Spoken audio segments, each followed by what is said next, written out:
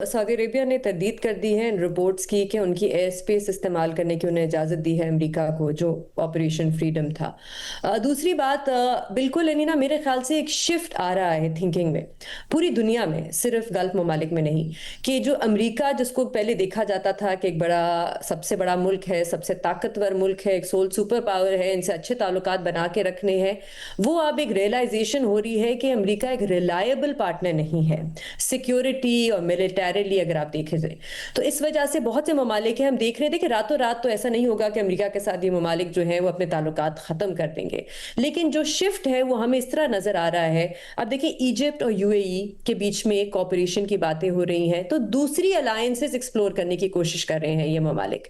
इसी तरह हम देख रहे हैं भारत की यूरोपियन ममालिक के साथ अपने बड़े गहरे ताल्लुकात करने की कोशिश कर रहा है। मोदी जो है वो अभी नेदरलैंड्स और स्वीडन जा रहे हैं। इसी तरह जब जंगबंदी हुई तो बहुत से यूरोपियन ममालिक के जो सदर थे वो चाइना गए, क्योंकि उनको लगता है कि शायद अब हमें दूसरी अलायंसेस जो है एक्सप्लोर करने की ज़रूरत है। इसी तरह इजराइल के बारे में भी ये कहा जा रहा है। इजराइल के जो वज़ीर आज़म है नेतन्याहू, उन्होंने कहा था कुछ महीने पहले कि हम अगले 10 साल में अमेरिका पे जो हमारी डिपेंडेंस है मिलिट्री एड की, वो भी हम ख़त्म करेंगे।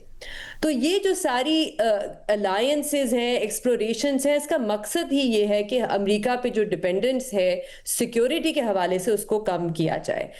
इसी तरह अलीना, ये भी रिपोर्ट हो रहा है कि यूएई, क्योंकि गल्फ में भी एक डिवाइड देखते हैं हम, जो गल्फ ममालिक हैं उसमें ये रिपोर्ट हो रहा है कि यूएई, बहरीन और कुवैत आने वाले कुछ सालों में इजराइल के साथ अपने ताल्लुकात बेहतर करेंगे और ज़्यादा गहरे करेंगे, अगेन सिक्योरिटी के हवाले से। और ये रिपोर्ट हुआ है क्योंकि आयरन डोम, जो इजराइल का आयरन डोम है, वो उन्होंने पहली बार एक मुल्क को इस्तेमाल करने दिया है, और वो था यूएई। जब ईरान यूएई पे हमला कर रहा था तो इजराइल का आयरन डोम और फौज जो थी उनको इस्तेमाल किया गया यूएई में इंटरसेप्ट करने के लिए। दूसरी जानिब आपको नजर आते हैं सऊदी अरेबिया, ओमान, कतर। इनकी जो पॉलिसी है वो बिल्कुल मुख्तलिफ है। इनकी हमने देखा, जैसे आपने भी कहा, उन्होंने ईरान के मामले में रिस्ट्रेंट भी दिखाई। इसकी एक बहुत बड़ी वजह ये भी है कि इन ममालिक में एक सेंटिमेंट भी है, बड़ा प्रो पैलेस्टाइन सेंटिमेंट है, जिसके वो खिलाफ नहीं जा सकते। सऊदी अरेबिया, बिल्कुल उन्होंने रिस्ट्रेंट दिखाई, लेकिन एक और चीज़ भी हमें जहन में रखनी चाहिए कि सऊदी अरेबिया एक वाहिद मुल्क है गल्फ ममालिक जो है उनमें, गल्फ में, जिसके 2 पोर्ट्स हैं एक्सपोर्ट करने के लिए। एक तो वो हरमूज से करता है तेल, और दूसरा रेड सी से। अब हरमूज बंद है, तो अगर वो ईरान के साथ कोई जंग एस्केलेट करते हैं तो रेड सी भी बंद हो सकता है उनके लिए, जिससे उनको बहुत नुकसान होगा। तो ये भी कुछ चीजें हैं। अपनी इकोनॉमिक्स देखते हैं ये सारे ममालिक जो हैं, कि अपनी इकोनॉमिक्स है, सिक्योरिटी, तो एक शिफ्ट मेरे ख्याल से आहिस्ता आहिस्ता दुनिया में आएगा।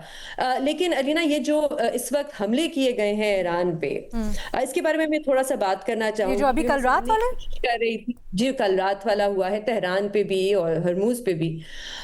इसकी वजह लगती है एक डेस्परेशन डोनाल्ड ट्रंप की, कि लगता है कि एक डेडलाइन है, और वो डेडलाइन क्या है? चाइना का जो दौरा है, जो पहले एक बार पोस्टपोन हो चुका है और अब कहा जा रहा है कि दोबारा पोस्टपोन नहीं हो सकता। उसके बारे में उससे लगता ये है कि डोनाल्ड ट्रंप चाहते हैं कि इस दौरे से पहले, जो 14 या 15 को है, उससे पहले कोई ना कोई अंडरस्टैंडिंग हो जाए, चाहे डील ना हो, कोई मेमोरेंडम ऑफ अंडरस्टैंडिंग भी बेशक हो जाए ईरान के साथ। वो इसलिए जरूरी है क्योंकि वो चाहते हैं वो चाइना जाए from a position of strength के ऊपर, जहां पे वो जाके बात कर तो ये जो कल रात झड़प हुई है या अटैक्स हुए हैं, वो अमेरिका की तरफ से ईरान के ऊपर दबाव डालने की कोशिश है किसी अंडरस्टैंडिंग के लिए। उन्होंने कहा, आपने अगर डोनाल्ड ट्रंप का इंटरव्यू भी सुना हो तो उन्होंने कहा ये एक लव टैप है। लव टैप क्या होता है? जब आप किसी की अटेंशन लेने की कोशिश करें।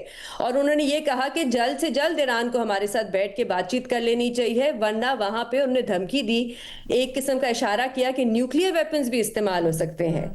तो ये जाहिर सी बात है, मुझे नहीं लगता अमेरिका न्यूक्लियर वेपन्स ईरान में इस्तेमाल करेगा, लेकिन ये सारे ऑब्वियसली हाँ, ईरान को टेबल पे लाने के लिए जल्दी से